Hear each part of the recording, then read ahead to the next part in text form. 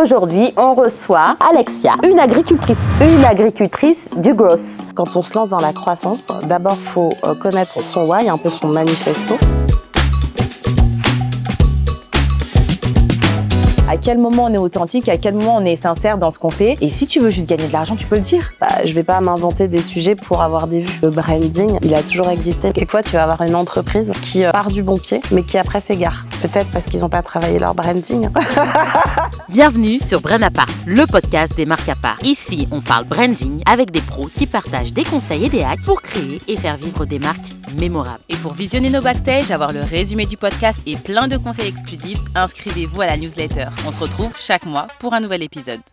Et aujourd'hui, on reçoit Alexia, une agricultrice. Attention, c'est pas une agricultrice comme les autres, hein. Une agricultrice du growth. Alors Alexia, tu peux nous en dire un peu plus sur ton petit surnom et qu'est-ce que tu fais exactement? Oui, déjà, je voulais vous remercier pour l'invitation.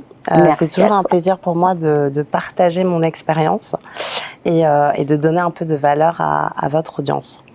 Alors moi, comme présentation, c'est toujours un peu difficile parce que je fais beaucoup de choses, mais le dénominateur commun, c'est la croissance durable. Donc d'abord, j'ai monté une agence en grosse marketing durable dans laquelle j'accompagne des entreprises, je forme aussi, je travaille beaucoup en école. Je suis aussi CMO d'une plateforme d'investissement participatif spécialisée dans la climate tech qui s'appelle We Take Part. Et je suis agricultrice. J'ai une ferme durable, en fait, qui se veut un modèle de transition pour montrer qu'aujourd'hui, c'est possible de faire pousser des fruits, des légumes de manière plus respectueuse de l'environnement. Et c'est vrai que c'est un sujet qui me porte et qui résonne énormément en moi, que je partage au quotidien sur mes réseaux. Waouh! Voilà. Et d'ailleurs, Alexia, à l'heure où on fait ce podcast, a atteint le million de vues sur LinkedIn. Applaudissements. Comment tu te sens par rapport à ça? Écoute, je vais peut-être démystifier quelque chose. Ça a été dur. C'est pas facile de rester constant et d'atteindre ce type de KPI, parce que je pense que durant ce podcast, on va souvent en parler des indicateurs de performance, de comment finalement améliorer sa stratégie. Et en fait, si tu mesures pas, tu peux pas optimiser. Donc, je suis super contente, c'est sûr. Je me sens très reconnaissante parce que j'ai été aussi quand même soutenue par un petit groupe au quotidien qui n'a jamais arrêté de m'apporter son soutien. Et je me dis que c'est le début d'autre chose, mais qu'il faut pas lâcher parce que, encore une fois, c'est pas facile. Voilà, parce que souvent les gens pensent que ils voient le résultat, mais ils voient pas le chemin parcouru. Voilà. Donc ça demande plein d'idées, plein de tips, et je pense qu'on va en parler un peu. Ouais, pour rappel, j'en ai un peu discuté avec toi juste avant. Tu as posté pendant 8 mois. Avec une régularité, t'as peur, tous les jours, du lundi au dimanche, même à Noël. Ouais. Donc en tout cas, bravo pour ton investissement et tout ce travail. Le travail paye du coup. Ouais, voilà. Ça n'arrive jamais du jour au lendemain, et success overnight, ça n'arrive pas les gars. Ouais, mais merci de le rappeler parce que y a trop de raccourcis qui sont faits et l'entrepreneuriat, c'est pas facile. Mais encore une fois, il faut se dire que si on se donne, il y aura du résultat. Il y en a toujours. En tout cas, moi, c'est mon expérience professionnelle aujourd'hui qui parle. Et si tu t'accroches et que tu as une discipline, c'est sûr que les résultats viendront. Entendu. Est-ce que tu peux nous expliquer du coup, c'est quoi ton métier, et l'expliquer vraiment comme si tu l'expliquais à un enfant de 10 ou 12 ans, comme ça ils vont comprendre ce qu'on a dit CMO, on a dit KPI, etc. Tout le monde n'est pas vraiment familiarisé avec les termes. Bien sûr. Donc moi, je suis spécialiste en grosse marketing durable. Okay. C'est quoi? C'est accompagner la croissance des entreprises avec plus d'éthique, de transparence. Okay. Et tout ça autour de ce qu'on appelle les objectifs de développement durable. Ça a été mis en place par les Nations Unies. T'en as 17. Ça va être des valeurs d'inclusion, de respect de l'environnement, de communication. Enfin, il y en a 17. Et c'est déjà, ça te donne, moi, ce que j'appellerais une sorte de charte d'impact, un peu une vision à suivre. Ensuite, quand tu as mis ça en place, qu'est-ce que tu vas faire? Tu vas traquer ton impact. Regarder les actions que tu fais, en fait, quel impact elles ont, et tu vas les mesurer.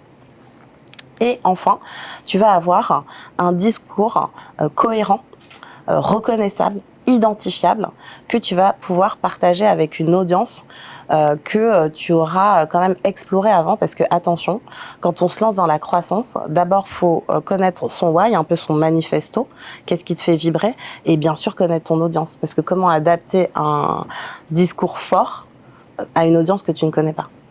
Voilà. Du coup, tu nous as parlé du why. Et je suis très contente que tu l'amènes du coup sur le sujet. Donc là, si tu nous dis ça, c'est que forcément pour faire de la croissance, il faut quand même qu'il y ait un branding ou qu'il y ait une histoire qui est posée. Donc là, tu as bien mis le doigt dessus. Donc entendez bien que sans why, on ne fait pas grand-chose et la croissance va être éphémère ou très rapide, mais en fait, elle va redescendre aussi rapidement qu'un soufflé parce qu'en fait, il n'y a pas de trip en fait dans ce qu'on fait. Et toi, ton why, c'est quoi? Alors, tu me poses la question, le premier mot qui arrive, c'est le partage. Okay. Après, le partage de quoi? Aujourd'hui, moi, mon sujet, c'est la durabilité. Et donc, comme je disais, sur plein de dimensions différentes, la croissance personnelle, je pense que c'est aussi important, tout ce qui est développement personnel. Et moi, je suis à un parcours aujourd'hui qui s'appelle Parcours Rise, de développement personnel, et j'en témoigne tous les vendredis. Il y a la croissance au niveau de la montée en compétences, donc je travaille aussi beaucoup dans la formation. Il y a la croissance des entreprises avec mon agence, il y a la croissance plus respectueuse de l'environnement avec la plateforme d'investissement participatif. Et puis après, il y a la croissance de la terre avec ma ferme durable. Donc tu vois, moi, mon why, il est là et il se décuple partout. Ouais. Et en fait, c'est comme une petite pieuvre, tu vois, il y aurait croissance au début et puis qu'il y a plein de petites pattes et en fait, ça englobe en fait tout ce que je fais. Du coup, les entreprises avec lesquelles tu travailles aussi, c'est pareil, il faut qu'elles aient la même vision que toi, qu'il y ait des valeurs communes, etc. Sinon, Exactement. Et d'ailleurs, c'est pour ça que je suis là dans votre podcast, parce que on partage les mêmes valeurs. Sinon, je me serais pas déplacée. Et je trouvais que votre vision, ce que vous aviez envie d'apporter à votre audience, résonnait avec ce que je faisais et avec mon why, justement. Super. Justement, tu nous as beaucoup parlé de croissance, etc. Comment tu intègres le branding dans tes stratégies? Alors, déjà, pour moi, il y a le branding d'une personne qui peut servir le branding d'une entreprise. Donc, un petit peu comme si tu serais corporate ambassador, tu vois. Et il y a le branding de l'entreprise avec son histoire, son storytelling. Alors déjà, c'est deux choses qui peuvent fonctionner ensemble, mais pour moi, c'est séparé. Donc, tu vois, si tu es sur le branding d'une personne qui veut, en fait, porter sa voix, c'est toujours commencer par son why, bien sûr, pour être aligné. Ensuite, choisir des sujets que tu maîtrises pour que tu puisses apporter de la valeur à ton audience. Et ensuite, bien sûr, être régulier et avoir ce petit calendrier éditorial qui fait que tu arrives à en parler. Si tu es aligné, en fait, tu peux porter ta voix aux autres si tu as trouvé ta voie. Tu vois. Par rapport aux entreprises, on va être, pour moi, toujours avec un petit peu cette vision, ces valeurs de transparence. Les entreprises, elles vont devoir énormément prouver, en fait, avec de la data, l'impact qu'elles ont. Tu vois, mais chiffré. C'est pas juste, par exemple, si tu es dans la durabilité, dire voilà, nous on est plus respectueux de l'environnement. Mais comment, où, avec qui, combien de pourcentage? Et ça c'est hyper important. Sinon tu peux tomber très vite dans tout ce qui est greenwashing. Donc à partir du moment où tu as ton manifesto, tu prouves ce que tu fais parce qu'aujourd'hui, les audiences, les consommateurs, ils ont besoin de marques beaucoup plus engagées, beaucoup plus transparentes. Et normalement, tu es sur un chemin de croissance durable parce que c'est ce que tu recherches. Tu disais, en fait, sans branding, on est dans le one shot et c'est pas ce qu'on cherche puisqu'on veut rentrer dans l'esprit de nos prospects, notre audience. Est-ce que tu as un exemple concret, par exemple, d'une entreprise que tu as accompagnée et comment est-ce que tu as déployé, ce qui s'est passé? Est-ce que tu peux nous donner un peu de stats? Alors oui, j'avais travaillé il y a quelques années avec une entreprise de cosmétiques qu'on a décidé en fait de recentrer justement sur de l'éthique, de la transparence. Et en fait, on montrait tout ce qui était traçabilité, tout ce qui était impact. Et en fait, au niveau chiffres, ça leur a fait augmenter de 35% leur chiffre d'affaires. Waouh! Donc, c'est pour dire qu'aujourd'hui, en fait, ce qu'on voit comme une différenciation, c'est la norme. Et en fait, c'est ça qu'il faut adopter comme chemin. Et pour moi, le branding, il a toujours existé, mais il a toujours été mis trop de côté, où il arrive en deuxième position, en troisième position, alors qu'en fait, on devrait commencer par ça. Dans un funnel marketing, tu commences par du branding, en fait, quand tu lances un produit, quand tu lances une marque. Et c'est très bizarre de voir que dans la pratique, ça arrive à la fin. Voilà. Tu as tout dit. Nous, ça nous... Ah, j'en perds les mots. Parce qu'on nous dit non, mais ça sert à rien, mais je comprends pas.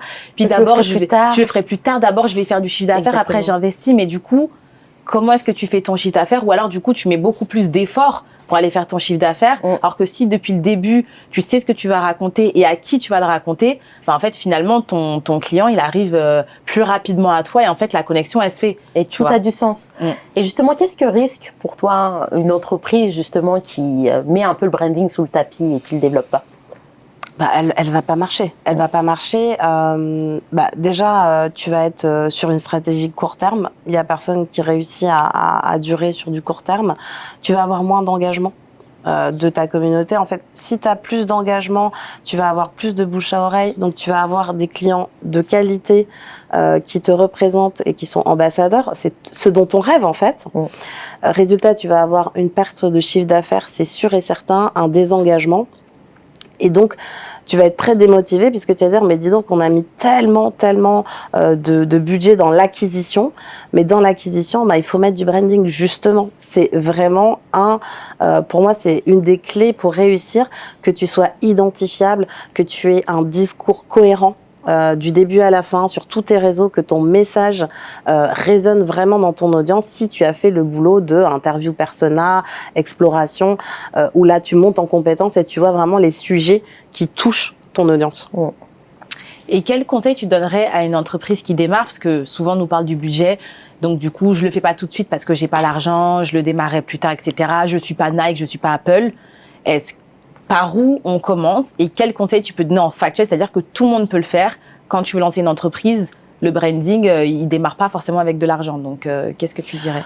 Oui, alors moi je pense que quand même allouer un minimum de budget pour faire ta plateforme de marque, en fait, au moins que quand on va sur tes réseaux, on puisse voir la même chose. Et ça, tout le monde peut le faire, première chose.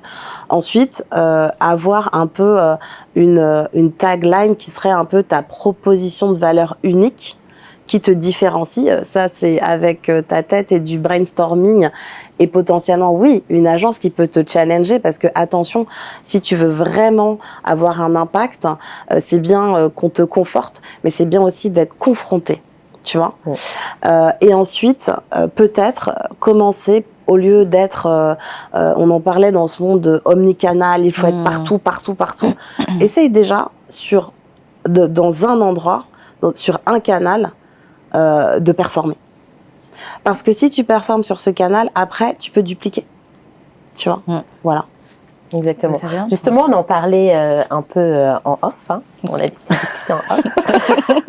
Tu me disais justement que tu étais sur LinkedIn et que tu n'avais pas forcément envie, en tout cas, d'aller tout de suite sur d'autres plateformes. Comment ça se traduit pour toi, du coup, de centrer tout sur LinkedIn? Alors, déjà, c'est un réseau sur lequel je suis active parce que c'est un réseau par rapport à mon secteur d'activité, à mes secteurs d'activité, à mon audience. Donc, j'ai déjà choisi pour moi un canal qui convient. Exactement. Ensuite, moi, j'avais besoin de le travailler, de tester des choses. Dans le gros marketing durable, c'est un système on travaille par itération. On teste des choses, on fait beaucoup d'A/B tests et en fait, ce qui fonctionne pas, on l'abandonne. Ce qui fonctionne moyen, on l'optimise. Ce qui fonctionne super bien, là, on met l'énergie. On bombarde. Exactement. Voilà. Donc, sur LinkedIn, ça s'est passé comme ça. Et en fait, aujourd'hui, c'est vrai que c'est vraiment un réseau que je maîtrise en 360 degrés. Je sais comment il fonctionne. Et donc, je me sens beaucoup plus à même de peut-être passer sur d'autres réseaux, mais de manière différente, puisque ça restera mon réseau privilégié sur lequel, en fait, j'ai mon audience, j'ai mes messages et je m'y sens bien aussi. Parce qu'il faut pas non plus se forcer. Quelquefois, souvent, justement, quand t'as un message qui est pas assez authentique par rapport à ton audience, ça se sent. Donc, en fait, faut pas se forcer à aller faire des trucs que tu maîtrises pas ou qui ne te ressemblent pas. Donc, après, à voir comment peut-être j'irai sur d'autres réseaux.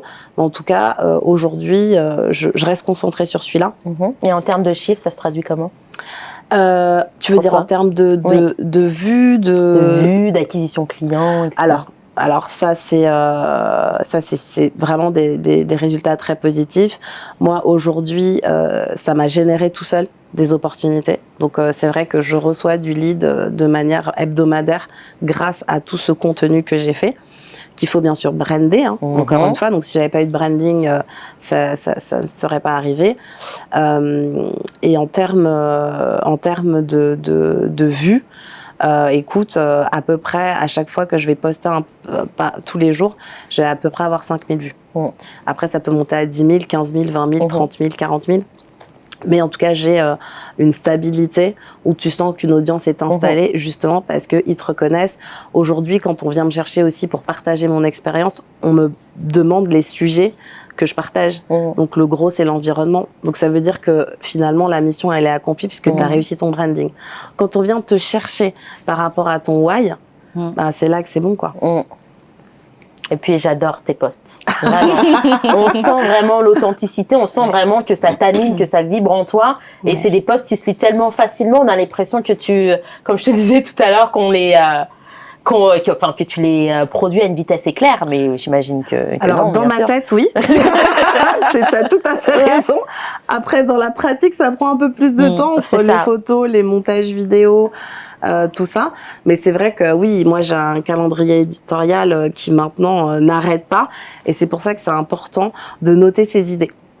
Parce que souvent, un post qui va très bien marcher, ça va être un post où tu auras eu un flash comme ça, tu vois, dans une petite discussion off avec quelqu'un, où une phrase aura fait résonner quelque chose en toi et tu vas dire « ça, j'ai envie d'en parler ».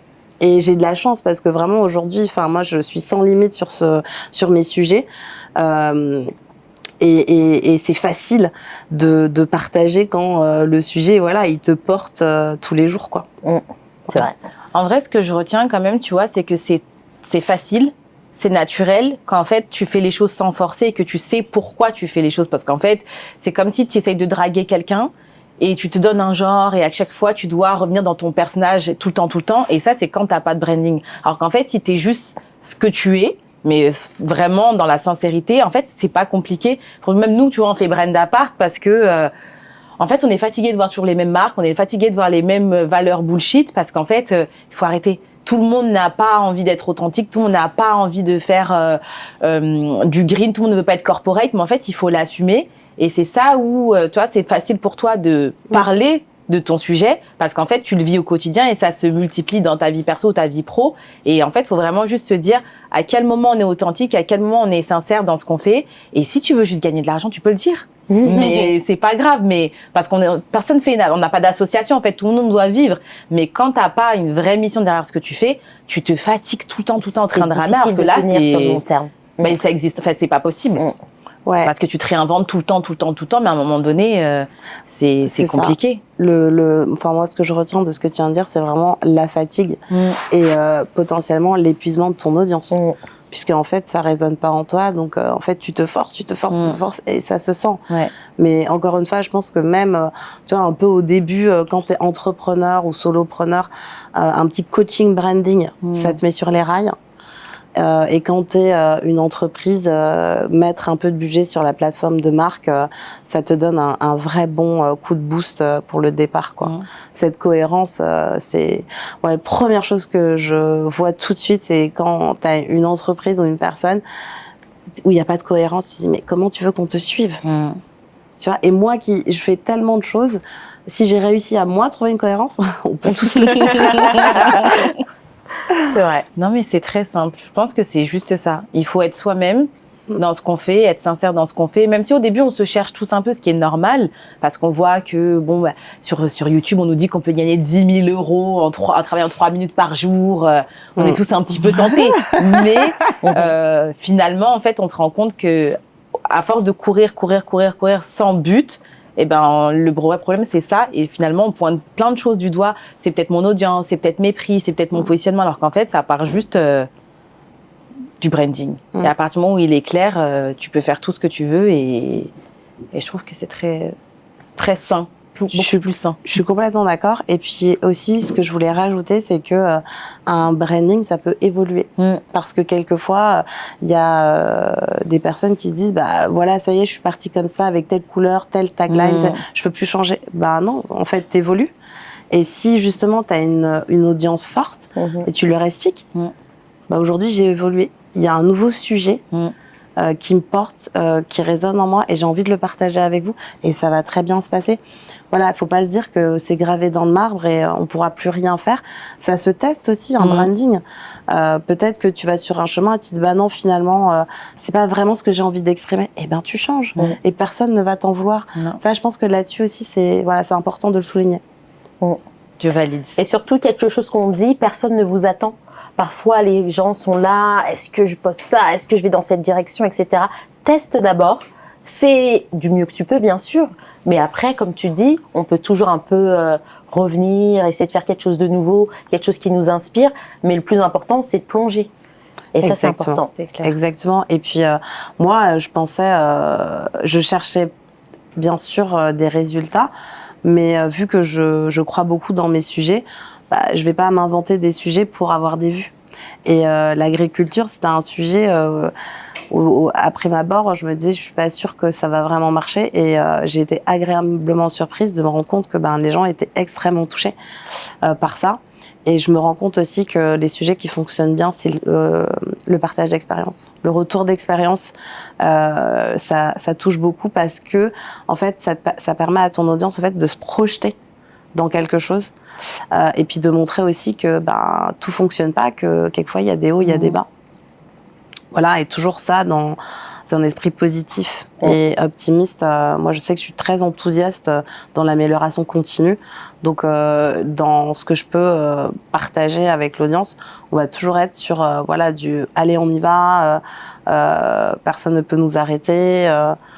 Et ça, c'est important aussi de sortir un peu des messages négatifs. Il faut avoir une communication positive quand même avec ton audience. Top 3 des conseils indispensables en branding. Indispensable en branding. Donc on a dit cette histoire de why, puisqu'on ne peut pas avancer si on ne l'a pas. Et après, je pense réussir à travailler un bon storytelling. Ça, branding et storytelling, ça fonctionne bien ensemble. Et puis ensuite, travailler un marketing de contenu qui apporte de la valeur à ton audience. C'est-à-dire que quand tu partages ça avec eux, ils ont appris quelque chose, ils repartent avec quelque chose. Moi, je suis beaucoup dans l'astuce actionnable, tu vois. C'est-à-dire que c'est pas juste, tu comprends, c'est quelque chose d'important. Non, c'est quelque chose d'important. Comment on peut le mettre en place, avec quel outil potentiellement. Tu vois, il y a des outils aujourd'hui en grosse marketing qui peuvent t'aider à performer. Voilà, je pense que ces 3 points-là sont essentiels pour réussir. Puis après, j'en rajoute un, c'est la régularité. Voilà. On t'oublie vite. Effectivement, ouais. Il y a du monde, hein. Il y a du monde dehors. On est plus de 7 milliards sur les réseaux sociaux. Mais j'ai pas vu d'autres agricultrices, moi, sur LinkedIn. Très peu. Et puis après, moi, je fais de l'agriculture tropicale aussi. Donc, ça me donne une niche en plus. Les niches, c'est ce qui fonctionne bien pour ensuite pouvoir croître, en fait. Donc, mais non, je suis pas toute seule. Et moi, je partage. Donc, qui veut vient. Au contraire, je pense que ce que tu appellerais tes concurrents, moi, pour moi, sont mes amis, sont pas mes ennemis. J'ai pas peur des concurrents. Au contraire, à plusieurs, on est plus fort. Surtout par rapport, moi, à ma mission, tu vois, qui est vraiment la durabilité. C'est le partage. Exactement, partage, durabilité. Donc, venez. En fait, il y a 50 agriculteurs qui arrivent sur LinkedIn. On crée une communauté. Trop bien. Justement, parler d'outils, il y a quoi dans ta boîte à outils, Alexia ? Alors, Les outils, il faut, quand tu veux te lancer dans ton branding, quand même avoir un outil de contenu. Ouais. Bon, je pense que tout le monde connaît Canva, hein, c'est pas compliqué, c'est assez intuitif. En plus, tu as une partie intelligence artificielle qui peut te permettre de faire des choses assez puissantes. Ensuite, un autre outil qui peut être intéressant, c'est tout ce qui est outils d'engagement.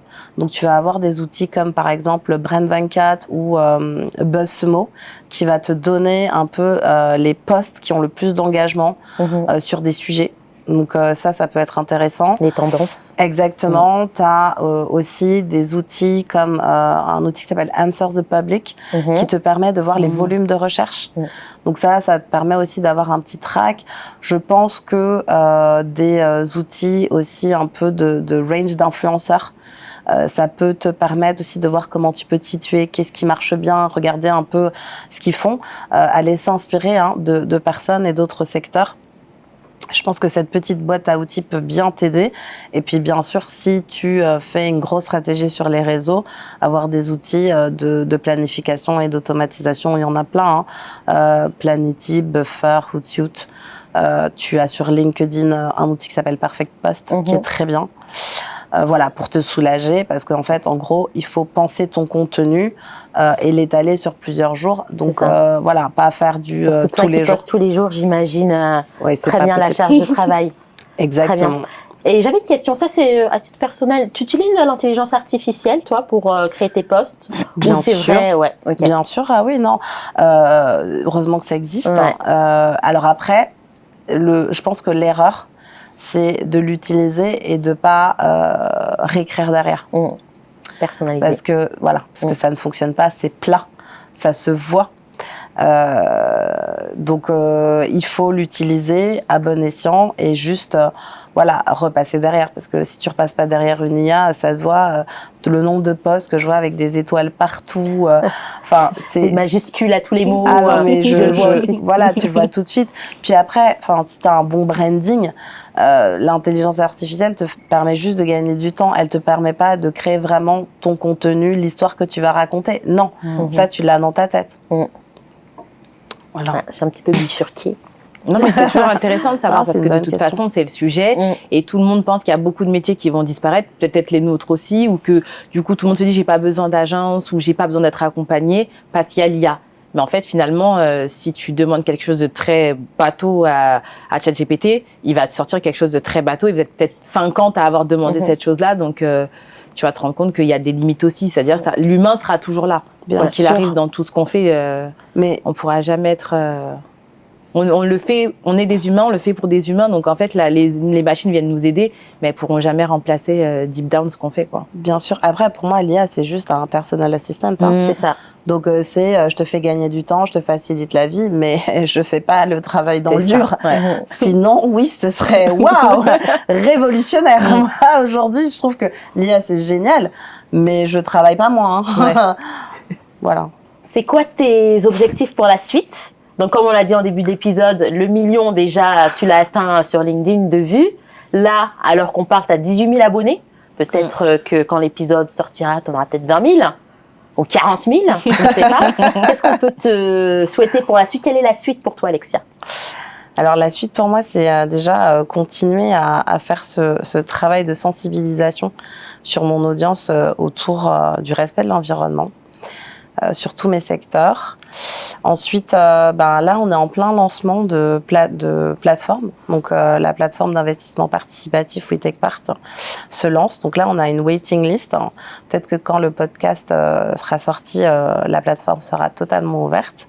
Donc ça, déjà, j'espère qu'il y a beaucoup d'investisseurs conscients qui vont nous rejoindre dans cette aventure de la Climate Tech.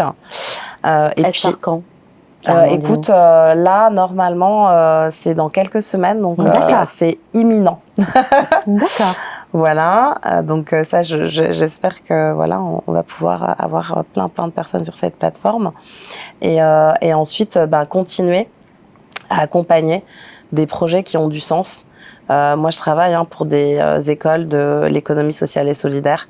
Je travaille pour une entreprise à mission Et je m'espère de continuer à accompagner tous ces projets qui me font vibrer. Je pense qu'aujourd'hui, on est en quête de sens avec tout ce qui s'est passé ces dernières années. Je me sens vraiment reconnaissante d'avoir cette opportunité et bien sûr d'aider qui veut à peut-être se lancer et aller chercher la lumière, la visibilité pour accompagner de belles entreprises engagées. Nice. Voilà.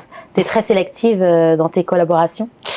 De plus en plus. Okay. De plus en plus. Et le truc, c'est que quelquefois, tu vas avoir une entreprise qui part du bon pied, mais qui après s'égare. Peut-être parce qu'ils n'ont pas travaillé leur branding. Merci. Tu vois, il faut toujours quand même réajuster. Et tu sers un peu de garde-fou, du coup. Potentiellement. Et dans la durabilité, tu vas toujours vérifier, en fait. Donc, je suis souvent en train de vérifier qu'on est toujours bien aligné. Voilà, donc c'est tellement important pour moi. Et justement, quels sont les signes quand tu sens que ça commence à se désaligner? C'est quoi les signes? Perte de transparence, message flou, commence à être dans l'uniformité, tu sens plus trop de différenciation. Voilà, tu vois que la marque n'est plus alignée et donc ou l'entrepreneur ou le solopreneur. Et là, on tire la sonnette d'alarme. Et qu'est-ce qui se passe? Grosse réunion. Qu'est-ce qui se passe? Viens passer un peu de temps avec moi. Viens à la ferme. Voilà, va relire ma newsletter. Non, mais après, il faut se réaligner et potentiellement se faire accompagner. C'est pas un aveu de faiblesse de se faire coacher, de se faire accompagner. Enfin, il y a des moments dans la vie pro où tu as besoin d'un avis extérieur et au contraire, tu te réinventes, tu as un regard neuf. C'est comme quand tu accueilles quelqu'un dans ton entreprise, tu vas lui faire un rapport d'étonnement. Parce que toi, tu es toujours la tête dans le guidon et tu as besoin justement un petit peu de ce nouveau souffle. Donc moi, j'encourage à aller chercher de l'aide, entre guillemets, pour performer. Il n'y a pas de souci. Et puis, il y a un moment, chacun son métier. C'est clair. Exactement. Et puis, les sportifs de haut niveau, ils sont accompagnés tout le temps. Donc, en fait, c'est juste normal. Mais on est là, on est pointilleux, on n'a pas envie, on ne sait pas. Mais comment tu veux être au top si tu t'entoures pas de personnes qui sont meilleures que toi? En fait, tu restes bloqué. Exactement. C'est ça. Moi, j'ai fait beaucoup de formations. Moi, je me suis fait accompagner, je me fais coacher. J'ai pas de soucis. Et je le dis, je le cache pas. Tu vois, encore cette transparence. Pourquoi le cacher? Exactement. Est-ce que tu as une marque coup de cœur? J'aime bien Patagonia. Ouais. C'est une marque en sportswear. Voilà. Autour de la nature. Je trouve que c'est un vrai modèle de durabilité. Leur site, il est éco-conçu. Ils sont hébergés de manière plus responsable. Ils sont alignés. Ils ont un vrai branding. Moi, je suis beaucoup dans le less is more. J'ai travaillé très longtemps dans l'industrie du luxe. Donc ça, là-dessus, ça sert à rien d'avoir plein de fioritures. C'est un message simple. Ils sont bien sûr sur le chemin de sustainability à fond. Moi, pour moi, il faut, si tu as envie de te lancer, tu regardes un peu ce qu'ils font. En plus, comme eux, ils ont le côté sport, nature. Toi, si tu es dans un autre secteur, tu vas pas pouvoir copier, c'est impossible. Et c'est vraiment, je trouve, une marque engagée dans l'action. Ça manque, en fait, je trouve que les marques, elles manquent d'action. C'est facile d'écrire des mots, mais qu'est-ce que tu fais, en fait? Parce que c'est les actions qui font bouger les choses. Ça, vraiment, c'est ce qui me vient en tête. Après, dans un autre style, c'est pas une marque, mais une école pour laquelle je travaille, qui forme au métier du marketing digital, qui a un vrai impact et qui donne sa chance avec une formation gratuite qui s'appelle Origami. Je trouve que aussi eux, c'est un joli modèle d'aide et d'impact, en tout cas dans la montée en compétences, dans la formation. Et puis je dirais, alors là je reviens à moi, mais notre plateforme de financement participatif, le crowdfunding, c'est rassembler des gens autour d'une cause qui est la climate tech. C'est pour ça que je travaille pour eux, en fait. Ça, c'est vraiment un projet qui m'a fait vibrer et qui est obligé d'être dans l'éthique, dans la transparence, puisque on est régulé, et qui ne peut que porter des projets autour de ce qu'on appelle les piliers de l'ESG, donc c'est-à-dire l'environnement, le social, sociétal et la gouvernance. Voilà. Et là, tu es complètement aligné puisque ce sont des critères extra-financiers qui te permettent d'accompagner des entreprises beaucoup plus responsables. Voilà. Donc, j'ai un peu, je vous ai donné des exemples un peu différents, mais en tout cas, c'est ça, ce à quoi je pensais comme ça. Mais ça a toujours du sens, en fait, avec ton why, quoi qu'il arrive. Exactement. Donc, on reste aligné. Le branding, on vous a dit, le why, il faut écouter. Donc, non, c'est top, c'est top. Est-ce que tu as envie de nous dire où est-ce qu'on te retrouve, ce qui se passe pour toi? Comment me retrouver? Donc, moi, je suis sur LinkedIn tous les jours. Tu réponds à tout le monde? Je réponds à tout le monde. Waouh. C'est hyper important, sinon tu perds beaucoup d'engagement. Puis c'est pour ça aussi que tu le fais. J'ai aussi une newsletter qui s'appelle Sustainability Meets Growth, puisque on me pose toujours la question, mais Alexia, comment tu arrives à faire de la croissance durable? Et c'est vrai on a été longtemps dans un monde d'hypercroissance. Donc moi, j'y crois plus vraiment. Et ce dont on parle pas assez là-dessus, c'est que ces boîtes, elles montent très vite, mais il y en a pas beaucoup qui survivent. Donc on croit que c'est le modèle, mais je ne suis pas sûre que ça le soit aujourd'hui. Donc où là, vous avez des conseils actionnables. Et puis aujourd'hui, c'est déjà bien. Elle est en français, ta newsletter? Elle est en français, tout à fait. Ouais, elle est en français. Non, parce que du coup, comme le titre est en anglais, je me dis, on ne sait jamais si l'audience panique, non, on pourrait le lire en français. C'est ça. Petite question pour toi, c'est quoi les prochaines tendances en termes de branding? Alors, les prochaines tendances, c'est peut-être essayer de voir comment j'arrive à mettre mon branding sur d'autres réseaux. Mais ensuite, clairement, sur mes sujets, ça va être plus des formats. En fait, là, je suis en train d'essayer de travailler des nouveaux formats. D'ailleurs, peut-être que vous allez m'aider à développer ça. Why not? Voilà. Et un client. Mais voilà, là, on est là-dessus parce que mes sujets, ils changeront pas. J'en ai beaucoup. Donc, ça suffit. Mais ouais, aussi, aujourd'hui, je vais travailler plus les formats et puis essayer potentiellement quand même de raconter en fait cette histoire de croissance durable sur Instagram, peut-être sur TikTok aussi. Et j'ai commencé à ouvrir des comptes là-dessus. Donc, petit à petit, l'oiseau fait son nid. On en espère te voir sur d'autres plateformes alors. Ouais. Et ta ferme est où? Excuse-moi, en Ile-de-France ou pas? Ma ferme est en Guadeloupe. Allons-y. Vous êtes invités, bien sûr. Yes. On prend l'avion, on y va.